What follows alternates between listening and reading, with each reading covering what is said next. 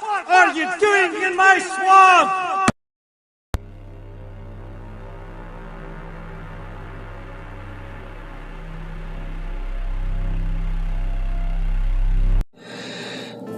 Hello everybody, this is Ogre Boy, and I'm going to be doing my review for the 1984 movie Blood Theater.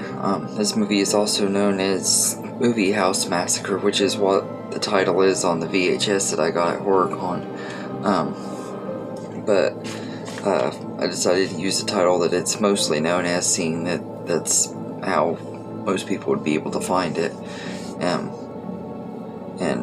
this movie,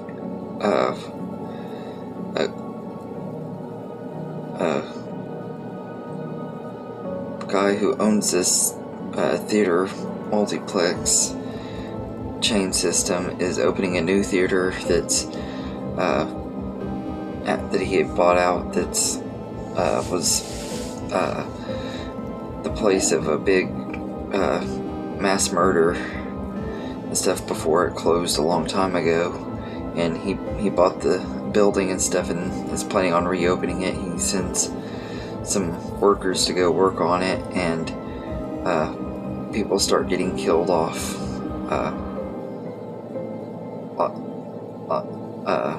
but as it goes on. But this is one of those movies that main reason I even know about it is because I found it at HorrorCon, and I think I did hear of Blood Theater before. I think I remember hearing somebody mention it before in one of my movie groups on Facebook, but I didn't really know much about it going in and everything. And this movie is kind of just okay. I wouldn't say it's terrible or great. It has some fun moments, that has some decent kills and everything, but it's your paint-by-numbers slasher movie. There really isn't anything to the story. None of the characters have a good background or anything. Even the killer doesn't really have a good background. It doesn't really go into his history and stuff and everything, really. And most of the cast are pretty bad, to be honest, especially Joanna Fox, who plays this one character that's really, really annoying and everything, and her acting is just really, really laughably bad. And she didn't have a lot to work with. Like, the dialogue in here is also really bad too. It's like George Lucas Star Wars prequels level bad of dialogue. Like it's hard to watch at times, because it's just so cheesy and everything. But at the same time, I love cheesiness, so it's kind of, like I said, it's a mixed bag for me, because there are things I can enjoy it and get a kick out of it for how bad it is, but I don't think it's going to be one I want to rewatch because of that either. It just, I'm not going to say I'll never rewatch it, but it's not one that I'm going to want to revisit very often. Like there's other movies that I've watched recently for the first time, like Sleepaway Camp, Alice, Sweet Alice, and The Burning. All three of those I'm probably going to be revisiting them at least every other year or so, and I'm looking forward to revisiting them. This one, I don't see myself wanting to rewatch anytime soon, and I had to buy it on Amazon Prime. Luckily, it was only $2.99 to buy it digitally on Amazon Prime, because my VCR went out and stuff, so I wasn't able to watch it on video. So I got it on there. So if you want to see it, I'd just recommend, if you're wanting to see this movie, just rent it on Amazon Prime and then see how much you like it and everything. It's one of the, I don't know a lot of people that have even seen this movie or even heard of it. Like, I know a lot of hardcore horror fans, and they hadn't even really heard of this movie. So, but it's an okay movie.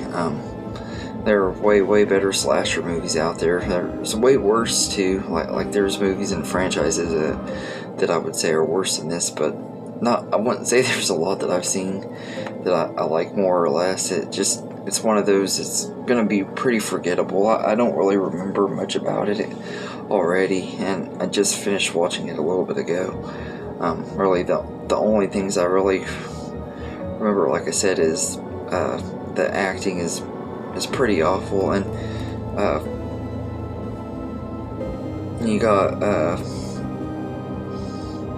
Mary Warrenove, I think is how you say her name. She's been in a lot of good stuff and everything. She's probably the only one that's been in quite a bit of other stuff, and she's fine in here, I guess, but she does the best with what she has to work with, and this does kind of have a B-movie feel to it and everything, so that's why I'm not gonna crap on it too bad, because I know this movie had a very small budget. It's more made to be a B-movie. It felt like it didn't work as well as some do, and so I'd say I'd give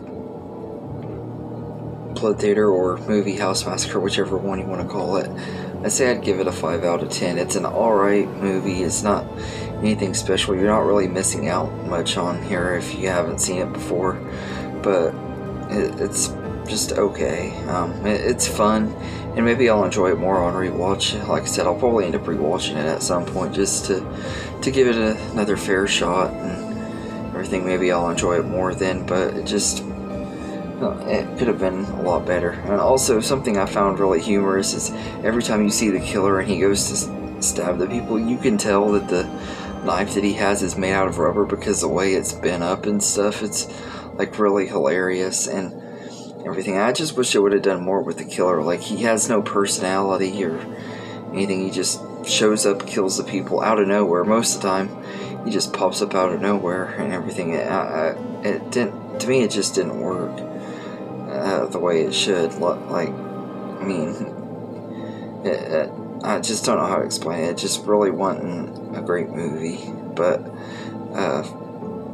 like I said, it's not great or terrible. It's okay. There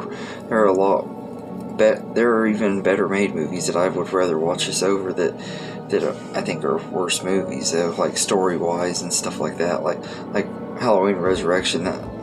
As bad as that movie is, it is a better made movie than this one, but I'd rather watch this because at least it's a little bit more entertaining and everything because of how bad it is, if that makes sense. But anyway, I hope you enjoyed this video, and let me know in the comments what you think of this movie, and have a good day, everybody.